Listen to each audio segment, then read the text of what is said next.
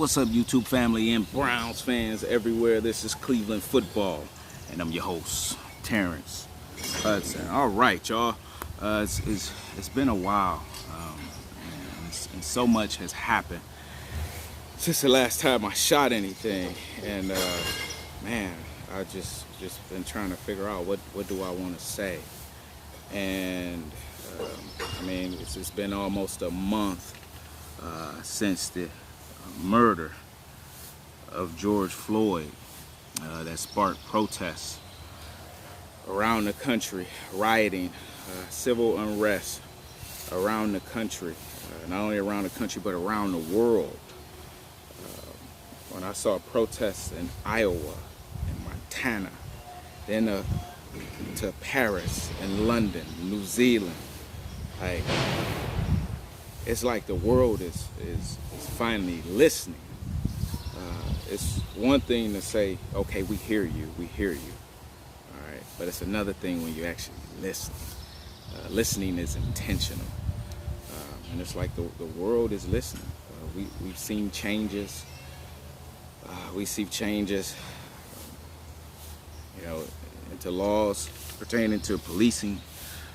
We've seen people donating millions and millions and millions of dollars to a cause, Black Lives Matter cause, to racial injustice, and it's I'm wondering what's going to happen.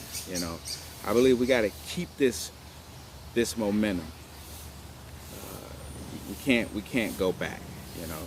I look at this moment right now at a time in America. I use a football analogy to where if you were down by 28 points in the first quarter, and you fight and fight and fight, and you claw your way back, and then it's late in the fourth quarter, and you driving to win the game, but you're at a fourth down, 4th and 3 yards to go. You have to go for it. You have to get this first down. You can't punt. You won't get the ball back. I believe that's where we're at when it comes to this cause, because we can't go back, right? You can't say, oh, well, let's chip away at this piece by piece. Like, if we want America to live up to the ideals in the Constitution, right? If we want America to be the best that it could be, we have to push forward on this issue. And I'm not getting into debating facts, whether systemic racism is real, whether, police brutality, whether profiling, all those things are actually happening, and, whether the facts say, whether the statistics. I'm not debating facts with you. I believe what we saw on that tape, on that video of the police officer kneeling on George Floyd's neck was like a moment to where it's like, wow, it's right there and it's in your face and it's raw and it's real. And that's why the reaction has been the way that it's been. That's why people are like listening now, because you had to see it. It's no, debating whether, did this happen? Did he run? Did he reach for a gun? Did this or that or this? It's no debating. So, and it just brought in racial injustice as a whole to the forefront. It's time to tackle all these things, right? So, I thought about doing a lecture in history. I guess that's the academic in me. That was my first thoughts for this video, but I decided to go another way. I do want to provide you with some resources. I want to talk about some of my readings over the last couple of years that I think you will find insightful if you want to learn more. But I mean, you gotta want to do the homework and do the research. Want to reflect on it and want to gain an understanding. So, one of my readings has been The New Jim Crow, all right, by Dr. Michelle Alexander. She talks about mass incarceration in the age of color blindness. I mean, going all the way back to slavery and just after slavery. I mean, you had peonage after slavery. That's pretty much slavery after slavery. If you was black, there was codes and laws set up against black people to where if you didn't have a job, you're a black male, you didn't have a job, and you just walking down the road, you can be stopped. Oh, or you're not working? Okay, you're a vagrant. Okay, you're going to jail. You've been locked up. Convict leasing. You know, you get locked up and they lease you back out to your former slave owner or people working on a plantation. So you're back in the fields, you're back in the mines, you're doing that back-breaking work again for the slightest of infractions. Talks about lynching and all those things. Looking into the day, goes into, you know, the prison industrial complex and everyone who eats off of the prison system, whether it's phone companies, food companies, you know, the people who make the bedding, the people, you know, the construction, everything that goes into it. It's a billions and billions and billions of dollars goes into the prison system, and people are eating and they need bodies, you know, and it goes into those things. So I would suggest you check out the new Jim Crow. Another one of my readings was, get this one, by Dr. Carol Anderson. It's called White Rage, the unspoken truth of our racial divide. And she breaks it down. I mean, she goes into, you know, how every time in America where there's been advancement, you know, for black, brown people, there's been a rage to follow, a white backlash to follow. Again, you go to just after the Civil War, just after slavery, slaves were freed. That ushers in that Jim Crow period. That ushers in lynching and the KKK. There's a rage behind that. I mean, you look what happened to President Lincoln right after he's killed. That's a rage. That's a rage. I mean, you advance up to the Brown versus Board of Education, you know, where separate but equal, that's deemed unconstitutional because it was never equal, right? So schools are integrated, but an unforeseen, you know, effect of that is when schools were integrated, black children were bused to white schools, but white children, they wasn't bused to black schools, right? So what do you think happened to a lot of those black teachers and a lot of those black schools? Thousands and thousands of black teachers lost their jobs during that time. That's a rage. That's a rage, right? Many school districts shut down. Say, we're not doing it. We'll shut down the school district. You talk about defund, defund the police, and I don't even have time to get into that. But a lot of districts like defunded education throughout the South. That's when you saw, the prevalence of the private schools opening up, where many parents just pulled their kids, because they didn't want their kids to go to school with black children. These are things that happen. That's a rage. That's a backlash. And even coming up towards today, we see President Barack Obama is elected, first African-American president, elected twice. And then right after Barack Obama, you get a Donald Trump, right? Dr. Cornel West calls him a neo-fascist gangster. If you want to look that up, go ahead, look it up. That's a white rage. That's a rage. That's a backlash. So I'm wondering what will be the backlash to this current movement, because people are going to fight against it and are already fighting against it.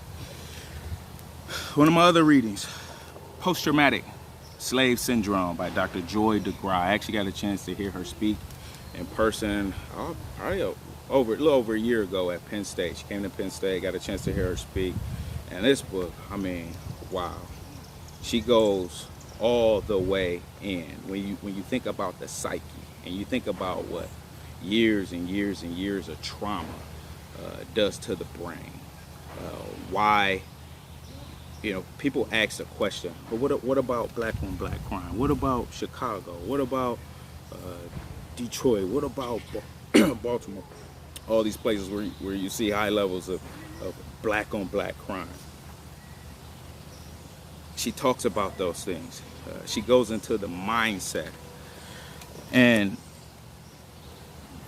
oftentimes you hear the what question, the what about, but you rarely hear people ask why.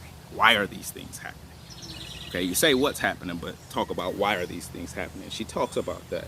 She talks about, she used the term for a lot of young black males, vacant esteem, or having no esteem, or wrong self-esteem, to where you look at yourself as having little or no worth at all, you know, where for years and years, where inside of your community and outside of your community, you're taught that, or it's jammed into you that everything that is black is dirty.